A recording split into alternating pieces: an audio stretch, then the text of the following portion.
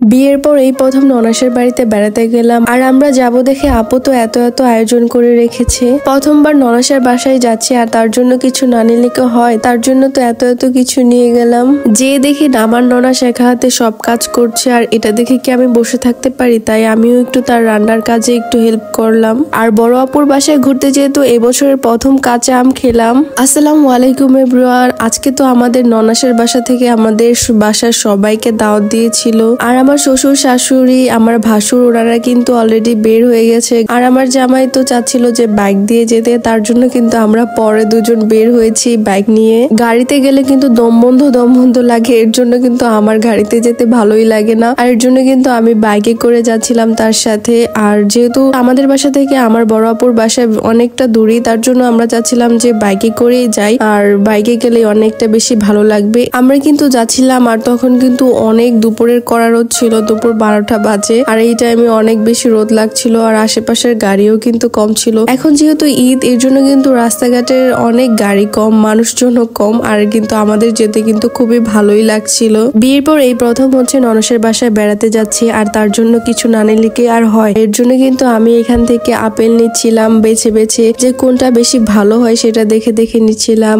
আঙ্গুর নিচ্ছিলাম, তারপর এখান থেকে কিন্তু মালটাও বেছে বেছে দেখে দেখে নিলাম। আর এখানে কিন্তু অনেকগুলা তরমুজ ছিল, ওইখান থেকে সবচেয়ে বড় আর সবচেয়ে ভালো তরমুজটাই কিন্তু নিলাম। আমি কিন্তু দেখে দেখে ওজন করছিলাম হাতে ধরে ধরে, আর এটা কিন্তু খুবই ভারী ছিল। আর এই তরমুজটা কাটার পর তো একদম টকটকা মেজেন্টা কালার হয়েছে। আমার জামার সাথে কিন্তু তরমুজের কালারটা ম্যাচিং হয়ে গেছে। আর তরমুজটা খেয়েও কিন্তু চেক করে দেখলাম মিষ্টি কিনা। এই তরমুজটা কিন্তু অনেক বেশি মিষ্টি ছিল। আর সব ফল নেওয়ার পরে কিন্তু আমরা দই নিতে চাচ্ছিলাম, আর এখানে এসে তো আমরা দই পাচ্ছিলাম না। আজকে যেহেতু পয়লা বৈশাখ আর এর মধ্যে যেহেতু ঈদও গেছে 2-3 দিন আগে, তার জন্য কিন্তু দই আর মিষ্টি কিন্তু দোকানে নাই। আর সবগুলা দোকান ঘুরে ঘুরে কিন্তু লাস্টে আমরা এই একটা দোকানে এলাম, আর এখানে শুধু আমরা দই পেয়েছি, ভালো কোনো মিষ্টি পাই নাই। আজকে পয়লা বৈশাখ দেখে এখান থেকে একটা দই নিয়ে নিলাম। তারপর এই তো সবকিছু নিয়ে আমরা কিন্তু আবার দুজন চলে যাচ্ছি।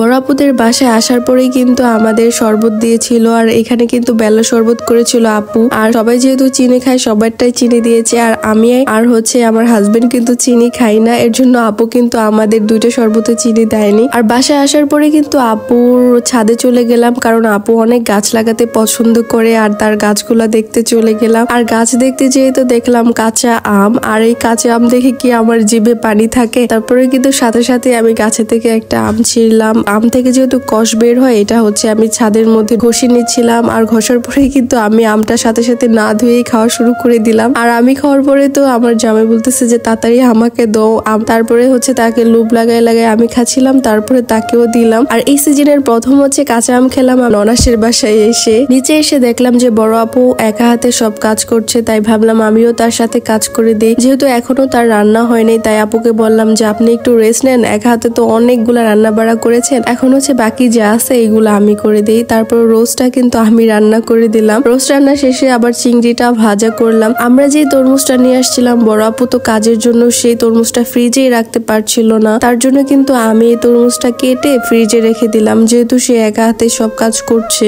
এই গরমে বেশিক্ষণ কিন্তু তরমুজটা বাহিরে থাকলে সেটা নষ্ট হয়ে যাবে। আর আমি হচ্ছে সবার জন্য তরমুজ কেটে আর সবাইকে দিলাম। তারপরে কিন্তু আমরাও বসে বসে তরমুজ খেলাম। আর এখানে কিন্তু বড় আপু আমাদের জন্য পায়েস আর হচ্ছে বাখরখানির সেমাই দিয়েছিল, আর সেটা কিন্তু আমরা খাচ্ছিলাম। এবার কিন্তু আমাদের আপু খাওয়ার জন্য ডাকছিল, আর এসেই দেখি টেবিল ভর্তি আপু খাবারের আয়োজন করে রেখেছে।